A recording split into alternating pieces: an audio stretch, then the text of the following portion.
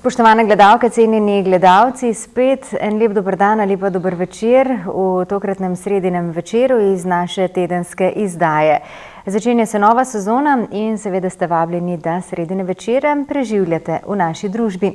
Mi se bomo potrudili, da bomo privabili v naš studio zanimive goste, zanimive reportaže, skratka, da boste obveščeni o vsem, kar se dogaja v Celju in širši okolici po vseh naših občinah. Lepo vabljeni torej v našo družbo. Lep dober večer, lep pozdrav pa tudi mojima prvima gostoma nocojšnjima, Tina Kosi, upravnica Slovenskega ljudskega gledališča Celje. Dober večer. Dober večer. In pa Kristjan Koželj iz Osrednje knjižnice Celje. Dober večer tudi tebi. Nedolgo nazaj, oziroma skoraj da v zadnjih oddajah naše tedenske izdaje v pretekli sezoni smo se že družili, tam nekje v mesecu juniju, še prej smo predstavljali tudi gledališko šolo in največ o njej bomo ravno danes povedali. Zanima me, kako je zdaj z gledališko šolo. Ponavadi je vedno tako, da po nekem učnem obdobju pričakujemo neke rezultate. Imate kaj za pokazati iz te šole? Imamo. Imamo, ja. Kaj ste počeli?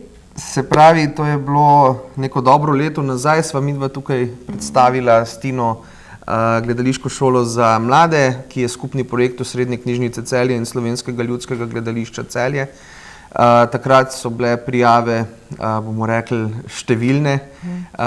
Težko sva izbrala 8 udeležencev, vendar sva jih, potem na koncu jih je ostalo 7.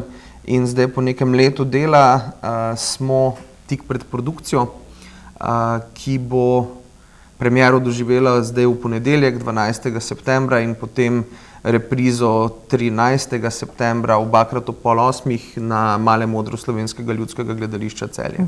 In kako je delo potekalo, Tina? Kako ste se lotili vsega? Verjetno ni šlo čisto takoj na začetku profesionalno, ampak ste se potem kaj? Namen te šole ni bil, da bi postavljali neke profesionalne pogoje v začetku. Sprva smo imeli nekaj teoretičnih predavanj na temo zgodovine, dramatike in gledališča, da smo sploh vedeli nekaj osnovnih stvari, ki bi jih naj nek, recimo, bodoči intelektualec o tem vedel. Potem je Kristjan z dijaki imel delavnice, malo improvizacij, malo komedije dell'arte, da bi se s to prakso stopili v nek stik. In komaj v mesecu marcu smo se odločili, da bomo začeli delati produkcijo, se reče predstavo, in potem smo seveda začeli zelo počasi, po istem postopku na nek način kot v gledališču, se reče bralne vaje, aranžirke in tako naprej. Moram reči, da so se vsi dijaki izkazali kot izjemno pozitivne osebnosti, talentirani mladi ljudje, da je to tiste vrste delo, ki človeka kot mentorja res napolni in mu da zadovoljstvo.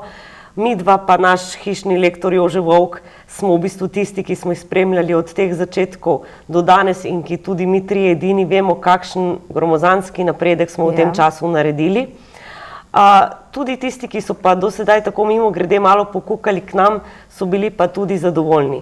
Jaz mislim, da je ključ in cilj tega, da se mladim v Celju ponudi nekaj, kar je lahko zanimivo, koristno preživljanje prostega časa, ki utrdi neke vezi med nami, ki nam da neke nove informacije in ker je takih stvari posebej za te najstnike med 15 in 20, jih je dejansko precej malo, ko nekako nisi več prepuščen, ne vem, staršem v osnovni šoli, ampak bolj sam iščeš, predvsem pa takih stvari, ki bi bile zastonj, da staršem ni potrebno plačevati. To sva seveda s Kristjanom delala v svojem prostem času oziroma volontersko in jaz mislim, da je seveda ta energija, ki se je razvila med nami, ta napredek, ta kreativnost, ta dobra volja, ta požrtvovarnost, solidarnost, empatija, talent, tisto, česar noben ne more preplačati. Tako, absolutno. Zelo dobro, hvalevredno bi lahko rekli, in vedno imate takšni ljudje prostor v naših oddajah, vedno vas bomo radi povabili.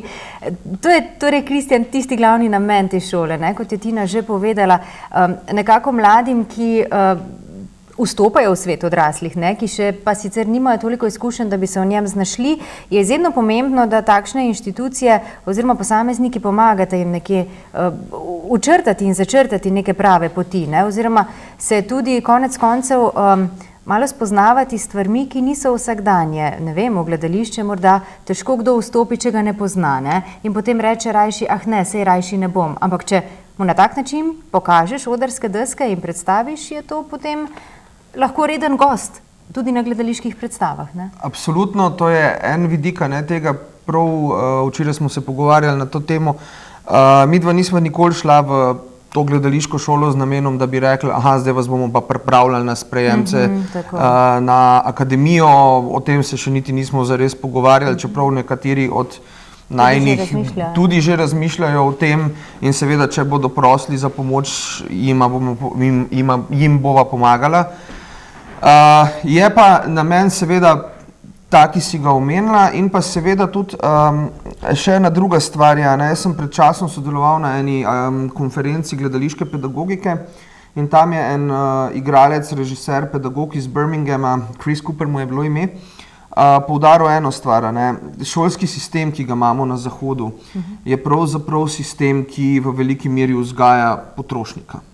Ker deluje po sistemu, izpostavimo problem in v isti sapi ponudimo neko rešitev, ki je nekako edino zveličavna, ki jo potem tudi preverjamo s tem sistemom ocenjevanja, ki je kakršen je. In pravzaprav je problem v tem, ker se rešitev problema vedno ponuja, še preden ga mlad človek sploh prepozna kot problem. In gledališče je pa tukaj prostor, kjer pravzaprav lahko v nekem varnem okolju mladega človeka spraviš v eno dosti realno življenjsko situacijo, iz katere se mora potem znajti sam, kjer mora rešitev poiskati sam. Fajn je zato, ker situacije so primerljive s tistimi v resničnem življenju, izkušnje ostanejo, je pa pravzaprav to varen prostor, ker ne vpliva situacija na njihova realna življenja. Iz tega vidika je tudi gledališka oziroma pedagogika v gledališču zelo zaželjena in zelo pomembna. Potem so pa tu še neke druge stvari, ki pridejo pa zraven. Recimo čist v našem konkretnem primeru se je potem v veliki meri vključila tudi gimnazija Celje Center, iz kjer prihaja večina najinih otrok. In smo potem nekako se povezali, tako da dan po tej produkciji potujemo v Zrenjanin, kjer bo mednarodni gledališki festival Bina Mira. Gimnazija Celje Center je partner v projektu. Mi pa bomo odšli tja, odigrali predstavo. Tam bo, mislim, da 11 skupin iz 11 evropskih držav. Naši bodo v Zrenjaninskem teatru igrali to predstavo, midva s Tino bova vodila še eno 5-dnevno delavnico in tako se potem začnejo stvari same od sebe nadgrajevati in odpirati in je tako izkušnja, nagrada, spodbude za naprej, tako da ena taka celostno oblikovanje je to, k čemur tudi midva stremiva. Se na tak neosiljiv način stvari poklopijo in se neformalna znanja osvajajo. Tina, kako je zdaj s to gledališko šolo? Za eno predstavo ste naredili, kmalu torej na odrske deske, 12. Prvič, kaj pa naprej? Je prehitro razmišljati o tem, če boste še ponovili te sezone? Boste še nove ljudi vpeljevali v to? V tej sezoni 2016-2017 se je celotna najina ekipa teh najstnikov odločila, da bi želela še eno leto obiskovati gledališko šolo. In tako, da bomo z njimi delali zagotovo še to prihodnjo sezono. Tukaj sedaj je na nek način nemogoče vključevati nove člane, kajti oni imajo za sabo že eno leto treninga, nekih izkušenj in je ekipa nekako v tem smislu, če bi zdaj prišel nekdo na novo, ne moramo delati z enimi na tem nivoju, z drugimi na tem nivoju.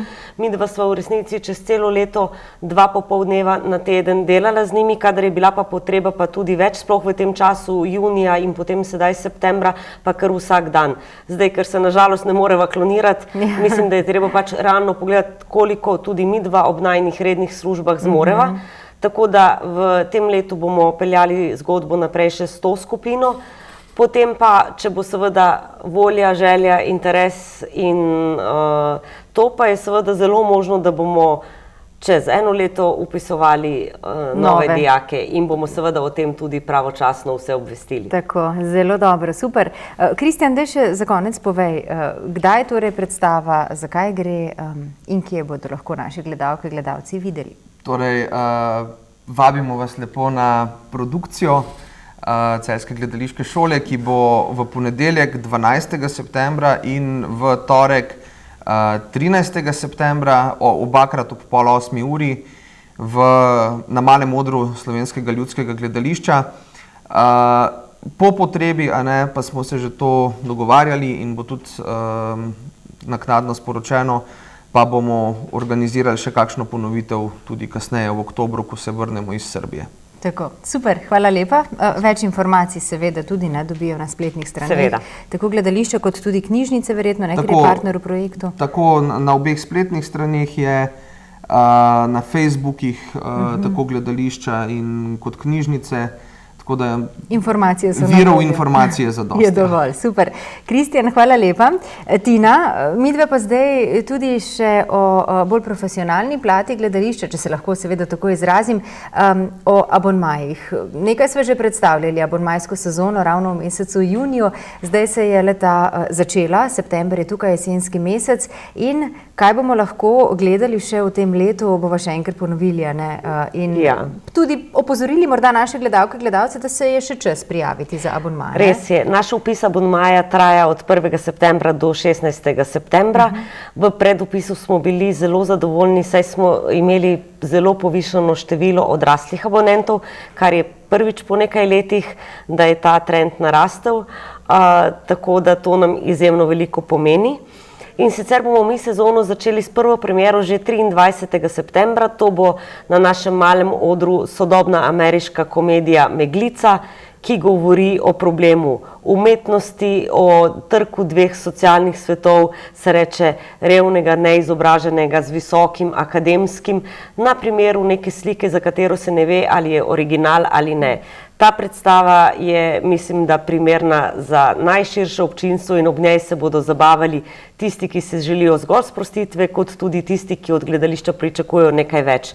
Takšni teksti so dokaj redki in so tudi pretekle izkušnje pokazale, da so pa izjemno primerni. Potem bo takoj 30. septembra sledila predstava za naše najmlajše in sicer ob 100. obletnici rojstva Roalda Dahla, Jakec in Breskov velikanka. Moram reči, ambiciozen projekt, zahteven tako umetniško, tehnično, glasbeno in tako naprej. Mislim, da bo tukaj ponovno to seveda hit za otroke, kot so tudi v preteklosti naše otroške predstave že to dokazovale. Takoj, ko bodo seveda objavljene slike na naši spletni strani, boste tudi vi videli več, ampak moram reči, da tako scenografija kot kostumografija, kot glasbena podlaga, vse je odlično in seveda naš igralski ansambel, ki se trudi ta magični svet gledališča približati tudi najmlajšim. Potem bo v začetku oktobra pri nas premiera naše koprodukcije s Prešernovim gledališčem Kranj in sicer komedija Branislava Nušiča Žalujoča družina v režiji Igorja Vuka Torbice. Mislim, da bomo imeli zelo zanimivo predstavo, nekaj novega, nekaj mogoče malo drugačnega od dosedanjih, tako da je tudi to nekaj, kar nas zelo zanima in upamo, da bo seveda tudi publiki povšeči. Potem bosta temu sledili dve klasiki in sicer najprej Ibsenova Nora ali Hiška za punčke ter Shakespearev Romeo in Julija. Gre seveda za znana teksta, ki jih ljubitelji gledališča vsaj v nekem kratkem povzetku zagotovo poznajo, marsikdo pa tudi bolj podrobno. Hkrati sta to seveda dve drami, ki sta namenjeni tudi dijakom zaradi domačega branja in tako naprej.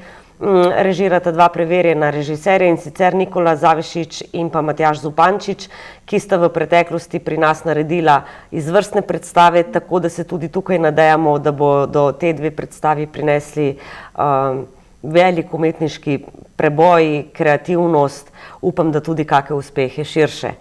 In za konec sezone bomo imeli na našem Malem odru srbski tekst, in sicer Nebeški odred v režiji mladega Juša Zidarja, ki govori o koncentracijskih taboriščih v drugi svetovni vojni.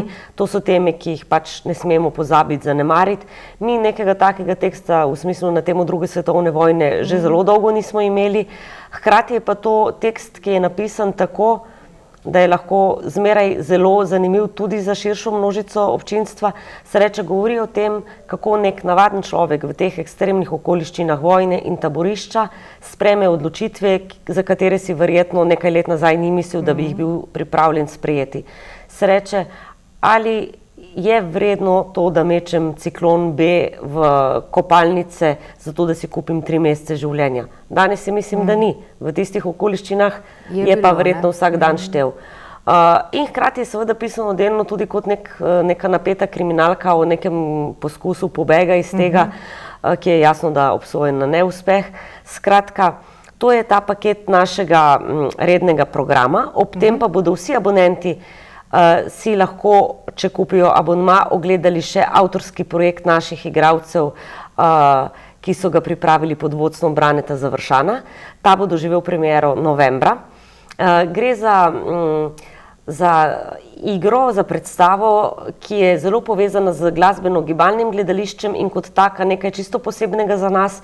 Mislim, da bodo vsi tisti, ki so malo bolj dovzetni za recimo tudi kakšne druge žanre, zelo veselo presenečeni. Predstava se namreč gleda odlično. Tudi v Celju je močna tradicija tega plesnega gledališča, tako da mislim, da bo to neka taka novost, neka popestritev in seveda eno od gostovanj v našem gledališču kot izbirno predstavo, tako da si bodo vse skupaj lahko ogledali 7 predstav, obljubljamo pa tudi še kakšno prijateljsko gostovanje, kar pomeni, da bo v gledališču ves čas pestro. Že takoj v teh jesenskih mesecih pa bomo spet uprizorili trojčke, to je zadeva, ki se je v preteklosti dobro prijela. Tokrat bomo gostili Borštnikov gledališki trojček, kjer boste ob naši predstavi v trojčku še predstave iz Prešernovega gledališča Kranj pred upokojitvijo in iz Nove Gorice Ondina, tako da bodo lahko tudi Celjani del Borštnika videli na naših odrskih deskah. Prav tako pa seveda poteka še vpis za abonmajček za naše najmlajše in sicer bodo abonmajček, ki čez sezono poteka ob sobotah dopoldne ali popoldne. Gostili bomo Kataleno z Enci Benci Katalenci, potem Zverjaška iz Lutkovnega gledališča Ljubljanskega, Ovili, ki vidi v temi iz Lutkovnega gledališča Maribor, Luno na cesti iz Mladinskega gledališča in zavoda Bufeto in našo pekarno Mišmaš. Tako da tudi za otroke se bo marsikaj dogajalo. Želimo si biti seveda umetniško, kreativno gledališče, želimo si, da bi obiskovalci polnili naše dvorane, da bi uživali v naših predstavah. Gledališče je namenjeno vsem, Celjanom, tistim, ki živijo v bližnji in daljni okolici. Danes mislim, da so ceste veliko boljše urejene, kot so bile nekaj let nazaj. Logistično ni težav, ne? Da mogoče naj ljudem ne bo škoda, da kak večer na leto posvetijo tudi nečemu, kar bogati človeka notranje.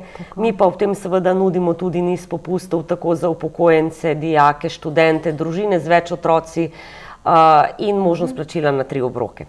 Tako da skoraj da ni izgovora, da ne bi večerov preživljali v vašem gledališču.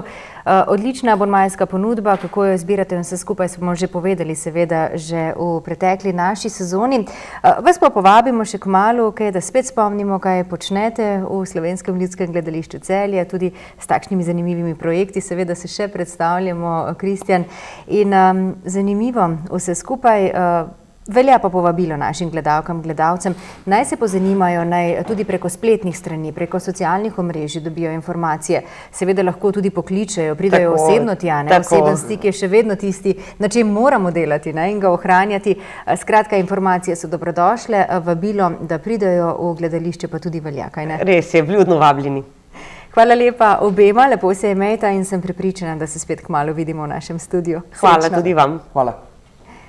Tako, spoštovane gledalke, cenjeni gledalci, mi pa preden gremo k naslednjima gostoma, pa poglejmo, kakšna angelska nedelja se je zgodila nedavno v planini pri Sevnici. Tam je bil tudi kolega Bogdan Rahten. Za območje planine pri Sevnici 1. septembrska nedelja pomeni velik praznik, ki je znan pod imenom Angelska nedelja. Ob tej priložnosti so letos namenu predali obnovljen sakralni spomenik Cerkev Svetega križa. Kot že za nekaj objektov v okolici je tudi to pot za to poskrbelo domače podjetje Asfalt Kovač. Na vzpetini, ki se nahaja na koti 733 metrov nadmorske višine, se je zbrala množica, ki je svojo prisotnostjo pokazala, da krajani znajo ceniti prizadevanje domačega podjetja. Zakaj se je lokalni podjetnik sploh odločil za takšno potezo? Tako je v zadnjih letih podjetje iz planinske vasi obnovilo več sakralnih objektov. V domačem naselju je Cerkev Svetega Miklavža dobila obnovljen zvonik. Na planini pri Sevnici je novo podobo dobila Cerkev Svete Marjete. Nazadnje, pred 2 letoma pa so v sodelovanju z Zavodom za spomeniško varstvo obnovili poslopja, ki pripadajo cerkvi v Šentvidu pri planini.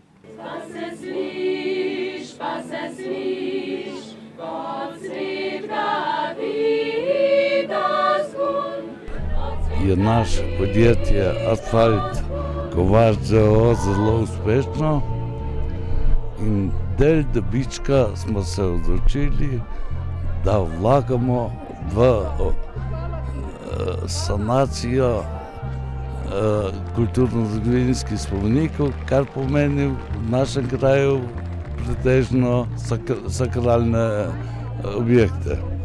Niti občina, niti država, niti politiki, niti župani nimajo interesa, ker pač v kulturi ni denarja, ni glasov masovno, pa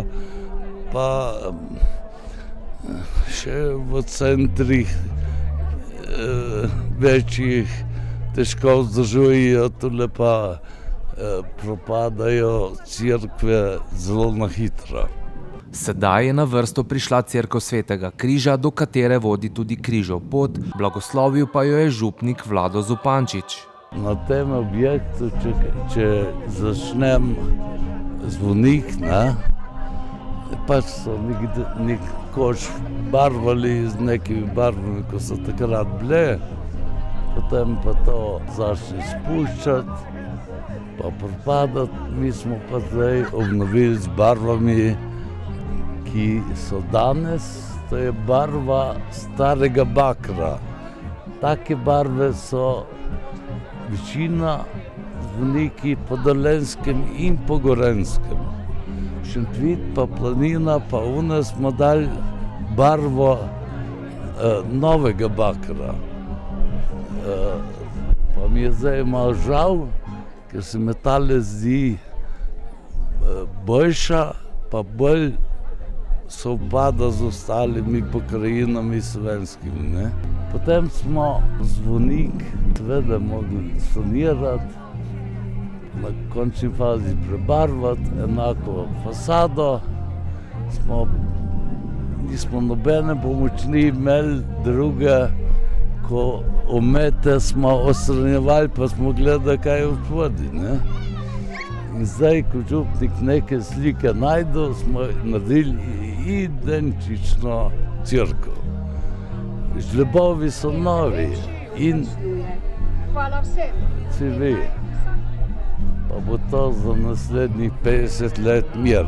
Planinski podjetnik nam je že zaupal tudi načrt za prihodnjo obnovo. Če bi pa rekel, kaj bo drugo leto, bi pa izdal mogoče župnika, ko je rekel, da ima ena skrivnost za sebe med, pa mu vsejem povedal, imamo na Fužini cerkvico, ki je rečemo kapela, ki bo potrebna strokovnega prestopa in precej truda in denarja, in bomo naredili drugo leto, če bo se tale situacija ponavljala, našimi dobički, ko rečem, in bomo dobili res en biser, mogoče v slovenskem merilu.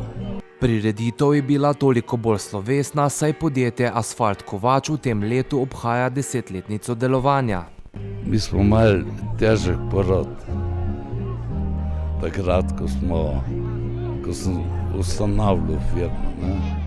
Zdaj se to ne bi vračal, vsega je konec. Vsi ti skrivci, ko so bili, da mi nismo začeli 3 leta, 4 prej, že ne 5 cirkov bilo prenovljeni, zdaj so dobili svoje kazni, ko jih je kaznovala kriza, pa kaj še vse, glavno cestno podjetje v stečaju, ona Mihela v čebelarsko društvo, pa zdaj dal mir, mi pa veselo delamo, ljudje so zadovoljni, proizvodnjo imamo rekordno in s tem tudi pridni smo pa, ne. Zdaj zaposlujemo okrog 50 ljudi, s tem, da zaposlujemo še kooperante.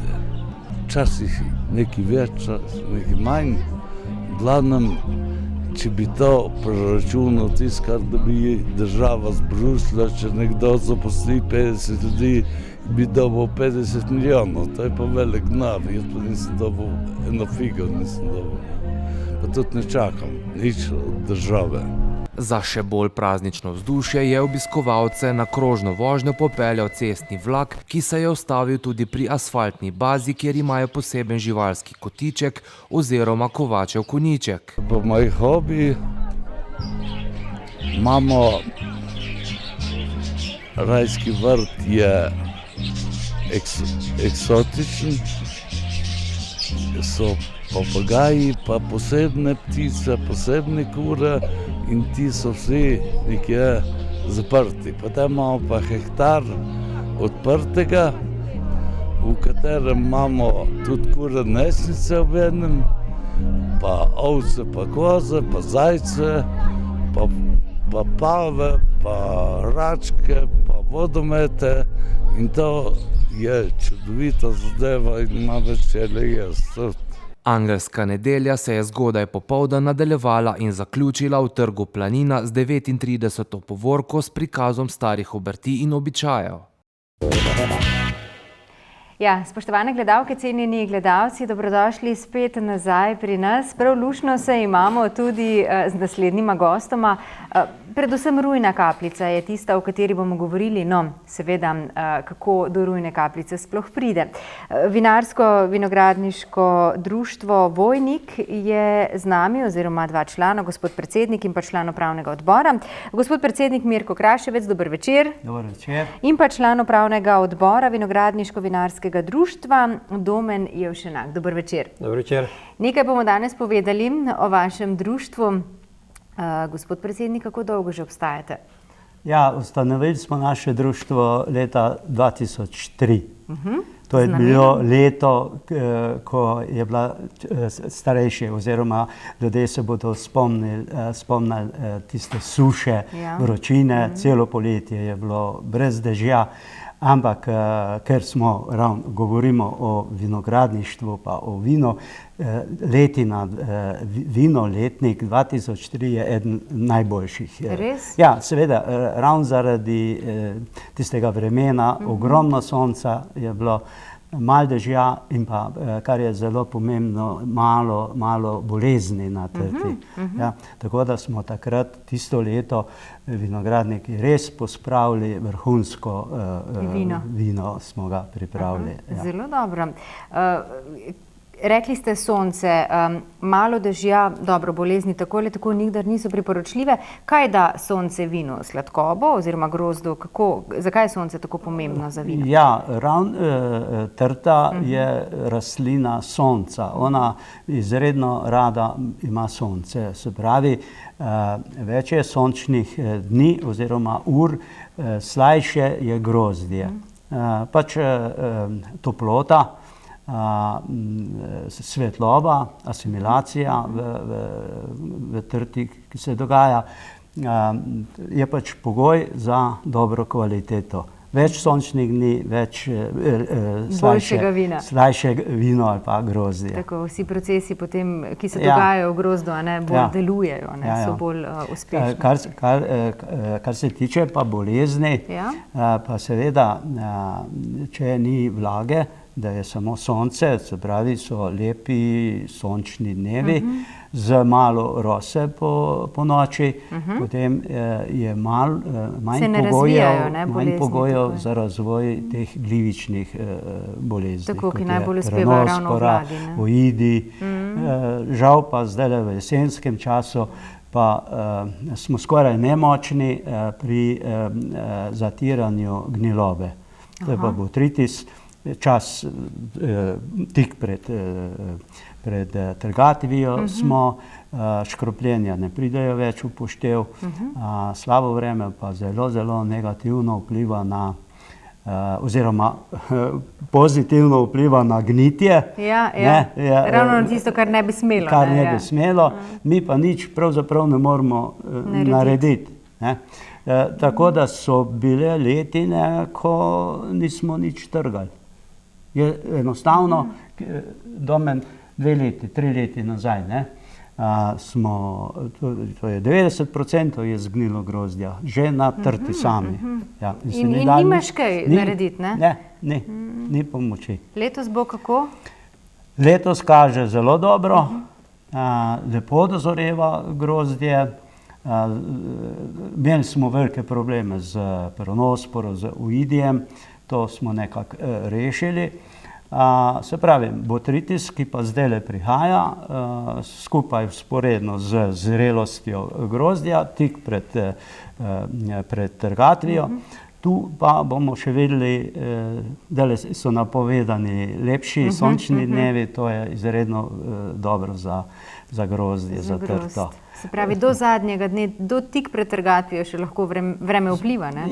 Pa ne samo to, lahko tudi pride neurje, lahko pride toča, letos je bilo že eno in drugo, in pa seveda letos je sploh en poseben let. Vsega je bilo, ne? Vsega je bilo. Od zmrzali, v aprilu takrat, kar je niže ležečih vinogradov, so vsi zmrznali. Kar je, potem je še, veste, če se spomnite, takoj sneg še padal, ker je pa vegetacija, bi rekel, skoraj malo prehitevala spomladi. So bili poganki pred 1. majem, so bili poganki dolgi že od 10 pa tja do 15 centimetrov, različno od sorte do sorte.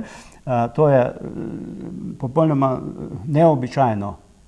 Ponovadi so bili poganki za okrog 1. maja, tam 2, 3 do 4 cm. Letos je bili pa dolgi že in potem pa še sneg, prej zmrzali, potem pa komor ni zmrznalo, je pa sneg naredil ogromno škodo, ker je že kar te poganke lomilo.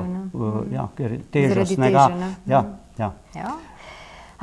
Ko si nimaš potem kaj, ko lahko samo gledaš, ne, po trtah, pa pač upaš na najboljše. Pravijo, da prestopno leto vse sorte prinese. Vse sorte, res je, no pa upamo, da bo drugo leto boljše, oziroma da se še da zdaj kaj rešiti. Vse tudi letos bo v redu. Da ne bo slabo, ne.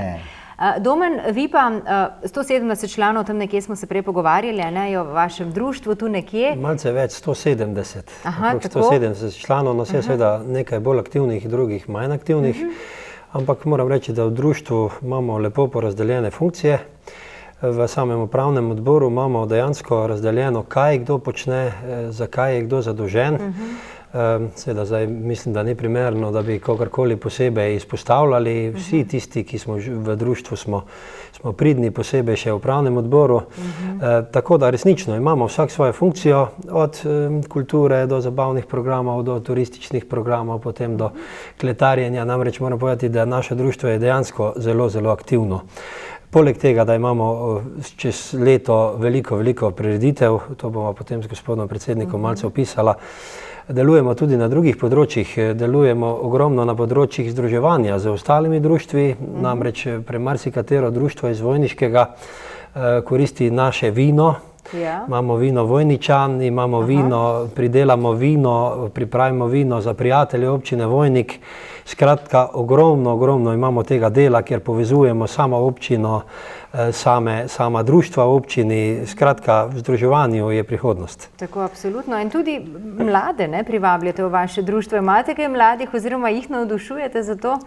Ja, nekako moram reči, da v zadnjih letih je pa resnično privabljamo mlade z našimi programi, tudi z našimi zabavnimi, kulturnimi programi, z tistimi programi, ki so kakorkoli povezani z dediščino, z našo zgodovinsko, kulturno dediščino.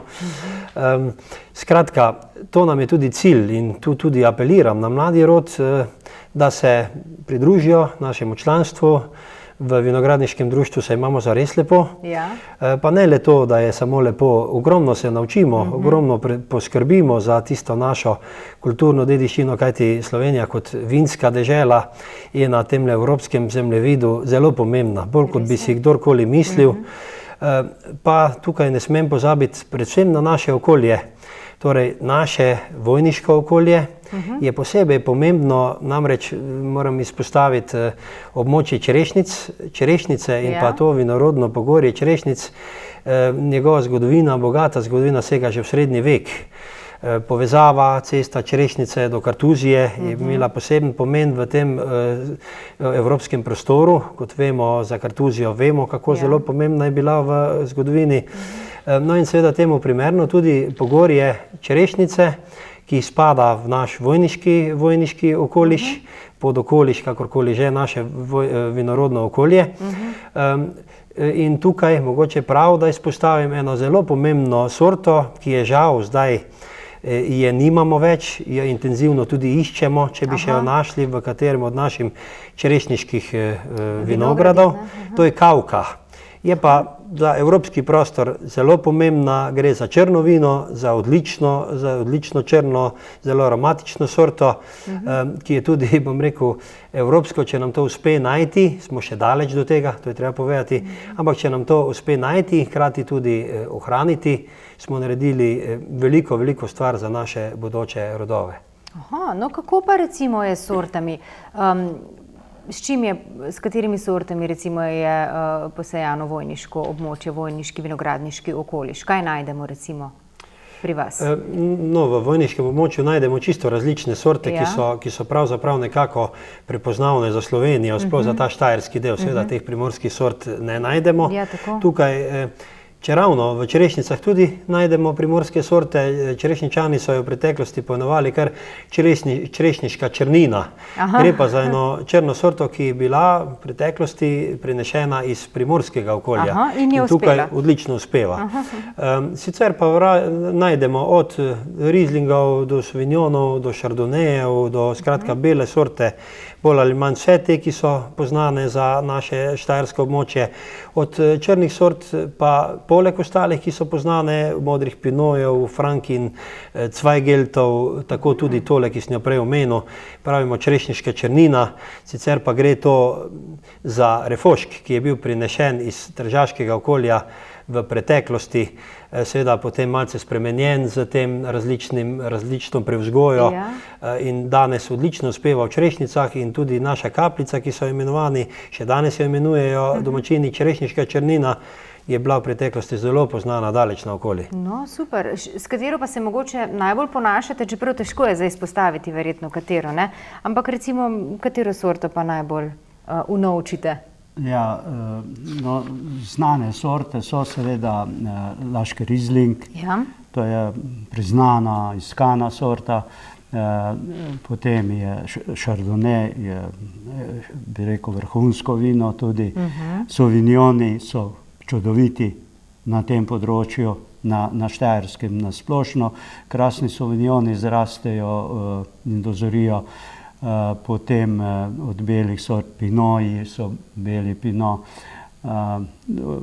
Kerner je bil zelo čislan, ampak mogoče ga malo zapostavljajo večji vinogradniki, ker za malega vinogradnika je primeren, namreč zahteva veliko dela. veliko zelenega dela.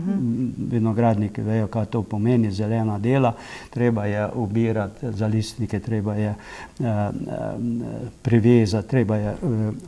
Ta Kerner pa je bolj svoje glav, ima svoje, raste bolj po svoje. No, potem domen, kjere sorte so še zdajle take od belih, no, ali pa če gremo pa na rdeče, pa seveda modra frankinja je vodilna sorta, sploh za ta dolenjski predel, pa tudi pri nas na Štajerskem se zdaj v zadnjih letih kar precej sadi modra frankinja.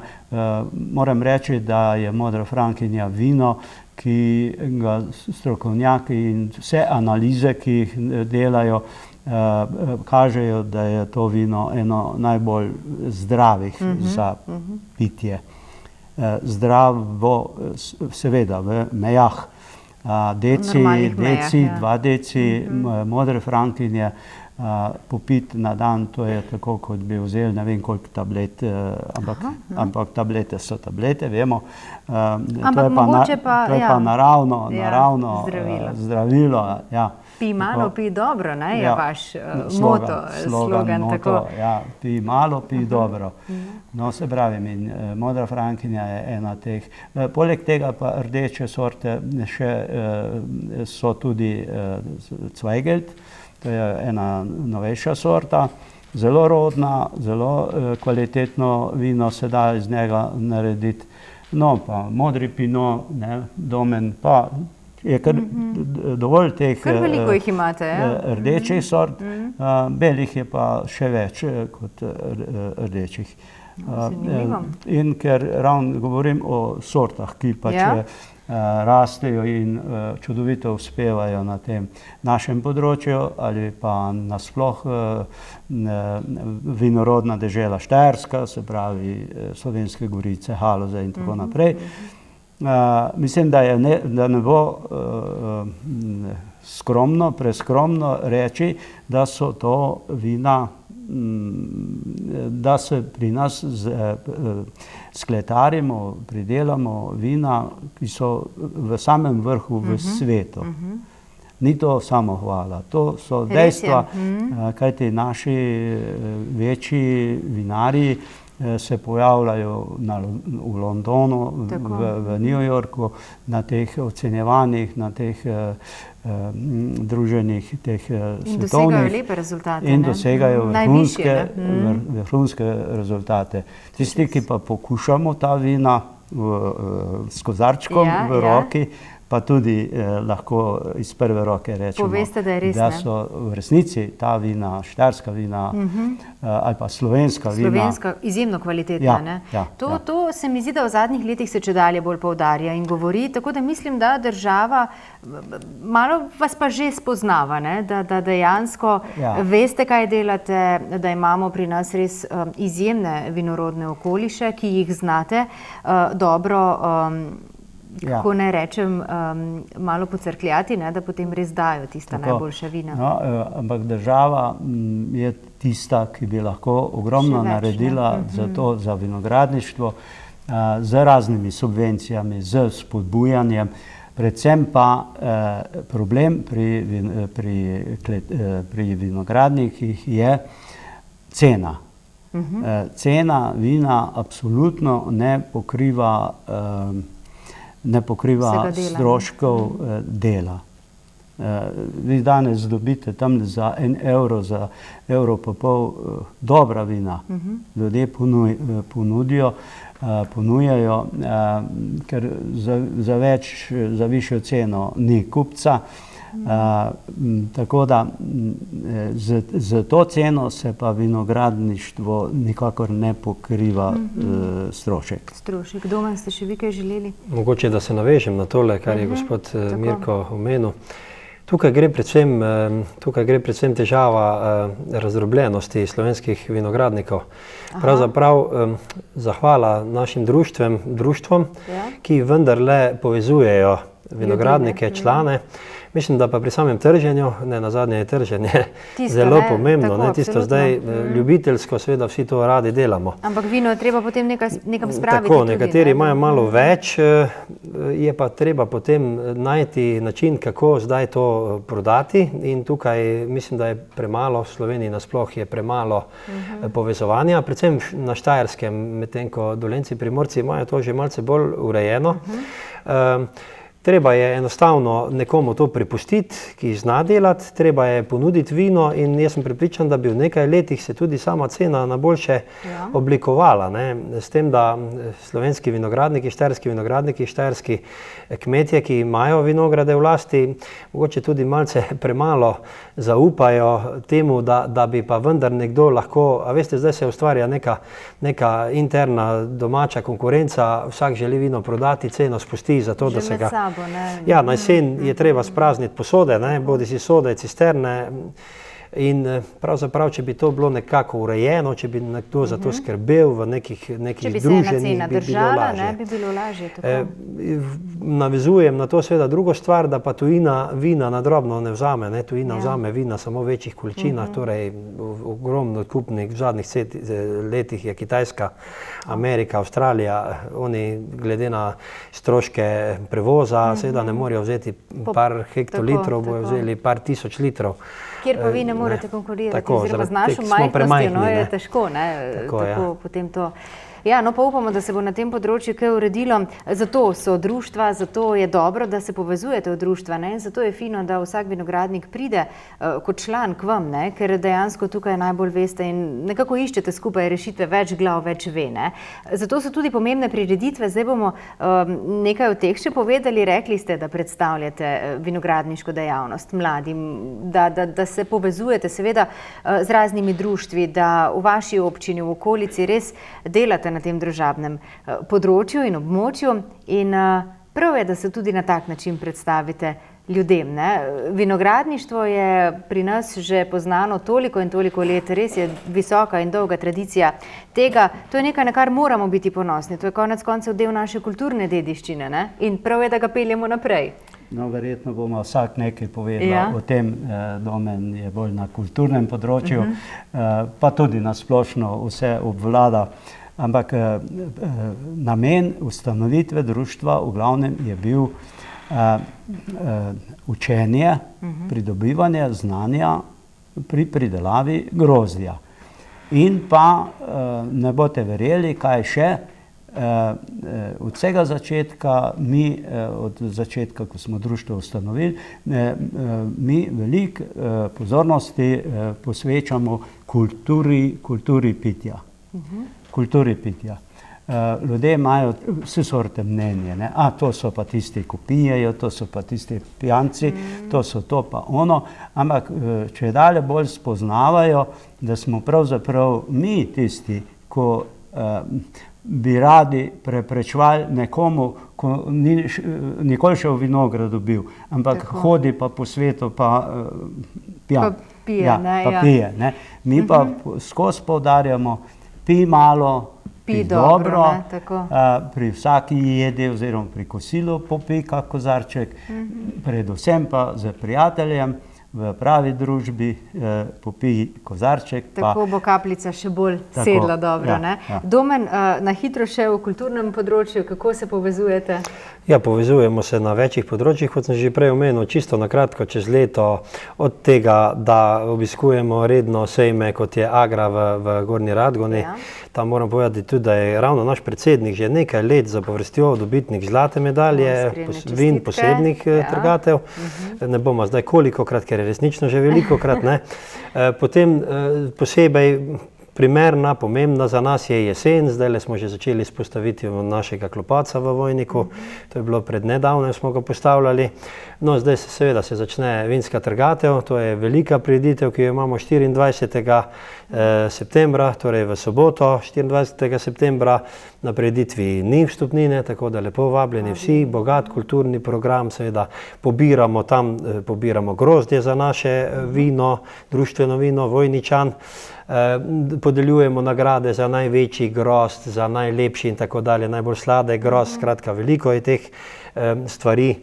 No, potem nadaljujemo z nekaj manjšimi prireditvami vmes, dokler ne pridemo na martinovanje. Martinovanje je kot najpomembnejše za nas vinogradnike. Letos je martinovanje 12. novembra, torej v soboto, zopet na Vojniku, na prireditvenem prostoru pod šotorom, na igrišču, zraven šole. Zopet gre za prireditev, kjer se veliko dogaja, od zabavnih prireditev do krsta, kjer ga sam naš gospod župnik pride krstiti vino. Skratka, vse prireditve gledamo, da so resnično na nivoju. Mi ne delamo tistih nekih zabav, ker dejansko se to potem rado sprevrže v to, da gre za pijančno. Ravno to, kar pa vinogradniki ne želimo. In tudi ne delate s tem namenom. Še vas povabimo v naš studio, morda ravno v okolici martinovanja. Tudi takrat bomo namreč lahko mnogo povedali še bolj podrobno o vašem društvu. Vas že kar zdaj povabim, da pridete k nam. O letošnjem letniku. Tako, kako bo? To me zanima, kakšna bo trgatev. Upamo seveda, da bo sonce sijalo do zadnjega, da bodo tisti res grozdi ta pravi. Hvala lepa obema. Ogromno uspehov, seveda želimo dobro trgatev. Vas pridemo tudi malo pogledat, ker je na trgatvi vedno luštno. Poleg seveda trdega dela, ne? Tako da se vidimo, srečamo spet kmalu, pa tudi na prireditvah, katere so še enkrat lahko tudi na spletni strani občine Vojnik, vidimo, tudi vaše vinogradniško društvo lahko spoznamo preko spleta, tako da vas obiščemo tudi tam. Če boste prišli na našo vinsko trgatev, na to prireditev, boste imeli čast odtrgati kakšen veliki grozd iz potomke mariborske trte. Imamo v Vojniku to potomko posajeno in ravno letos ima čudovite grozde. No, pridemo pogledat. Hvala lepa obema. Srečno. Nasvidenje. Tako, mi pa k nekaj oglasom, potem pa hitro spet v naš studio.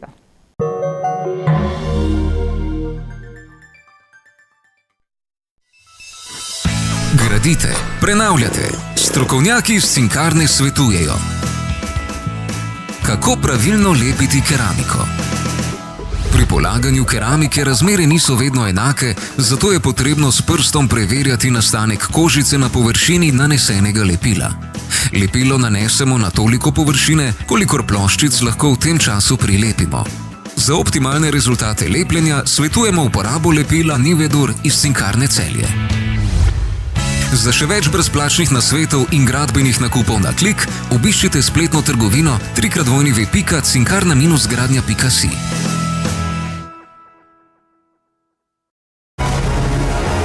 Dokazano. Številka 1 v kakovosti in ceni.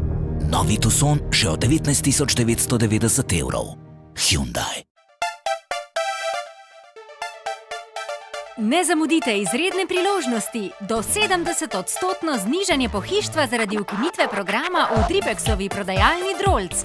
Pri prodaji eksponatov gospodinjskih aparatov vam priznajo dodatne popuste. Možnost nakupa na več obrokov do 36 mesecev. Kupljeno blago vam dostavijo na dom in odpeljajo dotrajane aparate.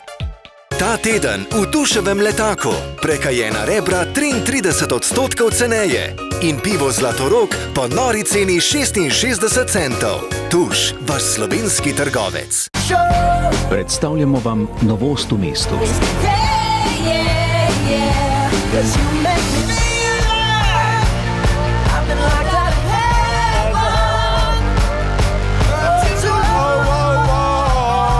Toyota Yaris Trend.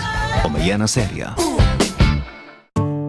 Domači dosežki, tuja gospodarstva, vse za dom in prosti čas, brezplačna svetovanja.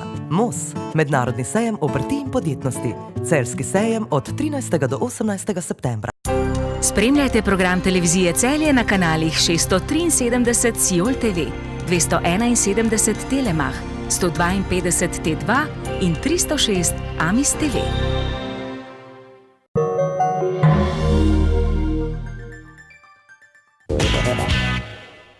Tako, v našem studiu pa že naša gostja Katja Kolenc iz Muzeja novejše zgodovine Celje. Lahko bi rekli, da imamo ženske zadnjo besedo v naši oddaji. Katja, pozdravljena. Pozdravljena. Muzej novejše zgodovine Celje Pred 2 mesecema se mi zdi, sva bili v našem studiu, ko smo zaključevali našo sezono tedenske izdaje. Takrat si nas povabila na poletne počitniške delavnice, srečanja, ki ste jih pripravili v Muzeju novejše zgodovine. Ste jih izpeljali tako, kot ste si jih zamislili? Smo jih. In še boljše. In še boljše, super. Otroci še dodajo seveda tisti svoj čar, predvsem otrokom so bile tudi namenjene srečanja, prireditve, pa tudi detkom, babicam, skratka vsem tistim, ki si morda v počitniških dneh vzamejo nekaj več časa. Katja, ampak strumno in smelo pa greste že naprej v septembra, tukaj je že nov mesec, jesenski, najbolj delaven bi lahko rekli, ali pa se tako zdi po poletju?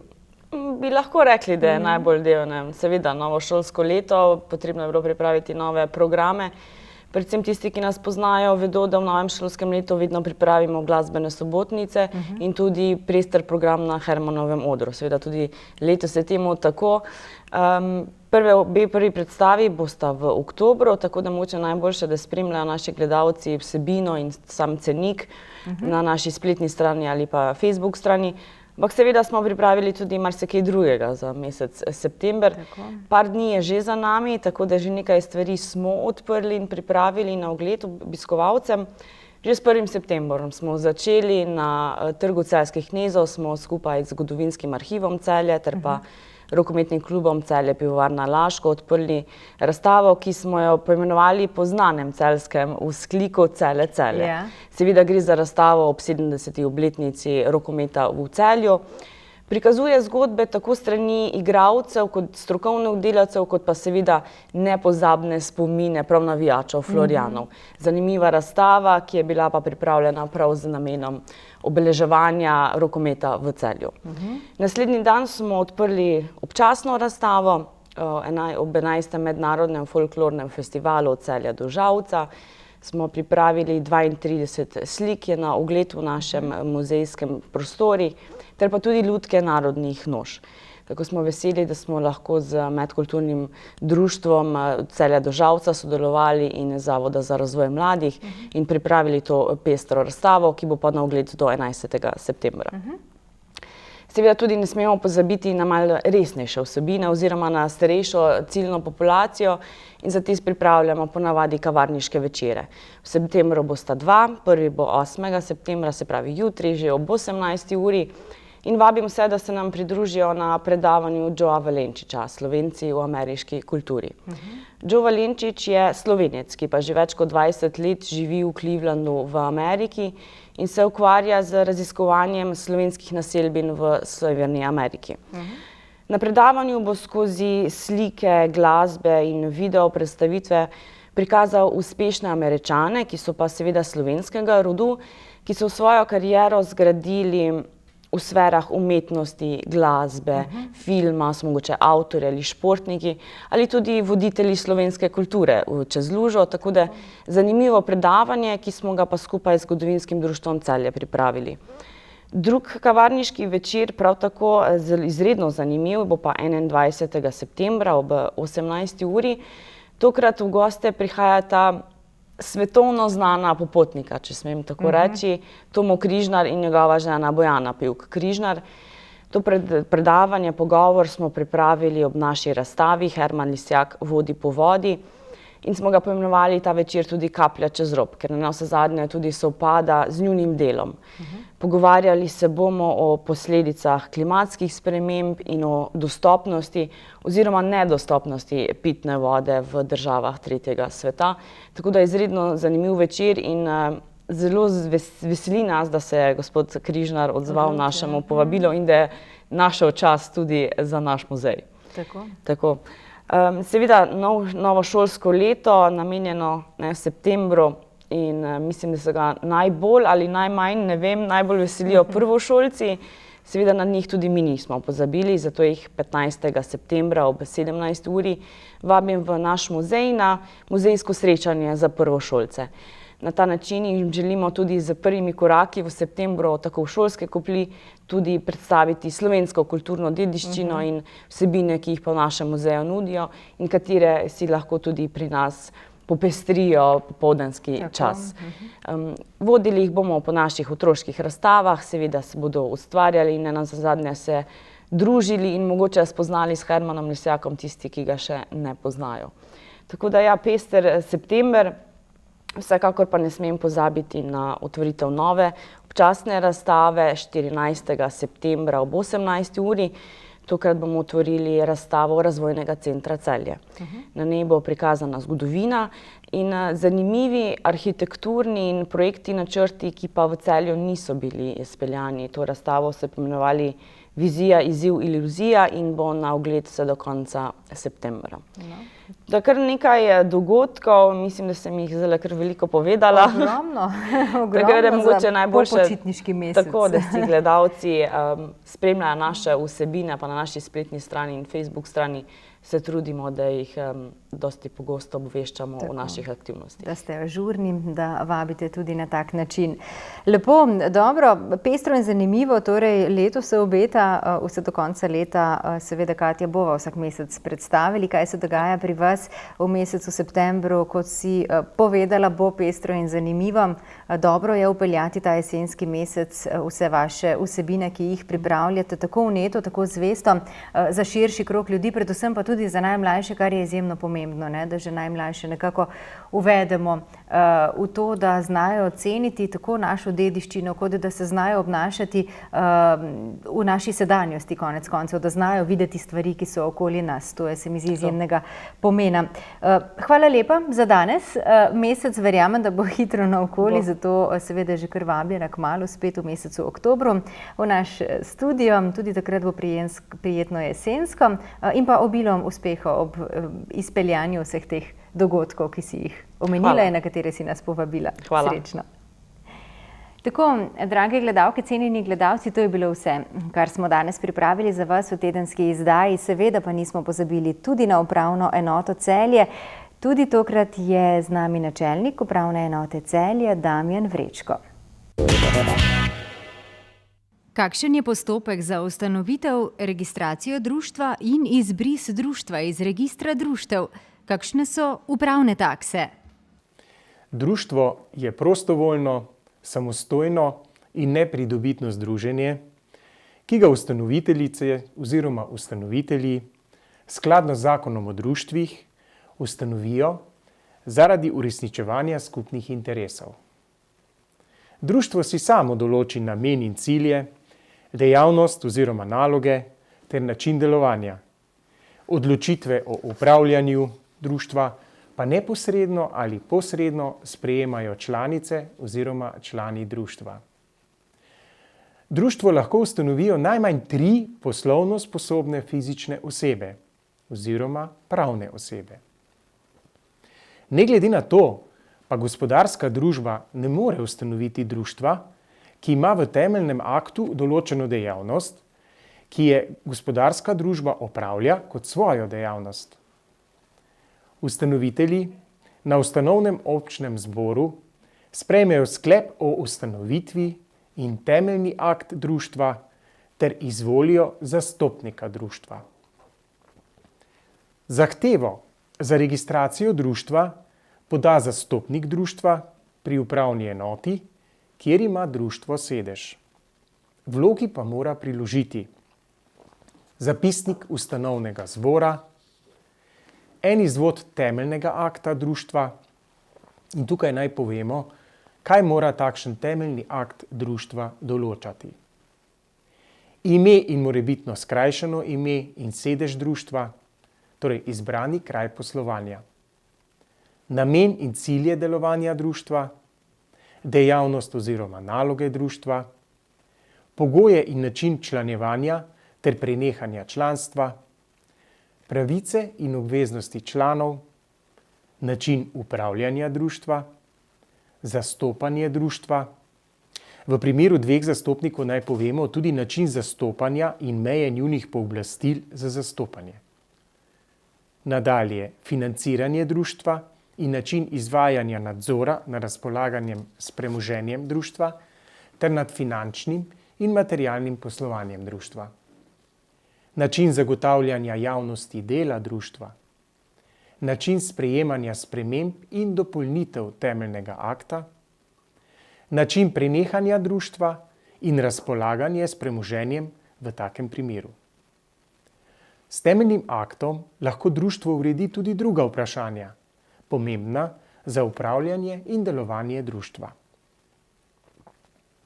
Nadalje, seznam z osebnimi podatki ustanoviteljev, kot je osebno ime, EMŠO, državljanstvo in naslov stalnega prebivališča oziroma ime pravne osebe, identifikacijska številka, sedež in naslov sedeža ter osebno ime zastopnika pravne osebe in njihovi lastnoročni podpisi. Nadalje, dokazilo o pridobitvi pravne osebnosti za tuje pravne osebe, ustanoviteljice društva. Torej, če gre za to, da so tuje pravne osebe ustanoviteljice društva. Odločitev pristojnega organa pravne osebe, ustanoviteljice društva, o ustanovitvi društva. Naslov sedeža društva, podatke o zastopniku, predvsem tukaj seveda osebno ime, enotna matična številka občana, državljanstvo in naslov stalnega prebivališča oziroma začasnega prebivališča zastopnika društva, če v Republiki Sloveniji nima stalnega prebivališča. Način zastopanja in meje pooblastil za zastopanje, če društvo zastopata dva zastopnika. In kot sklepno, podatke o nepridobitnih dejavnostih društva in predlog za glavno nepridobitno dejavnost. Podatek o pridobitvi pravne osebnosti za domače pravne osebe, ustanoviteljice društva, si pristojni organ pridobi po uradni dolžnosti. Vloga je dostopna na naši upravni enoti, na okencu številka 10 in pa seveda tudi na ustreznem spletnem naslovu.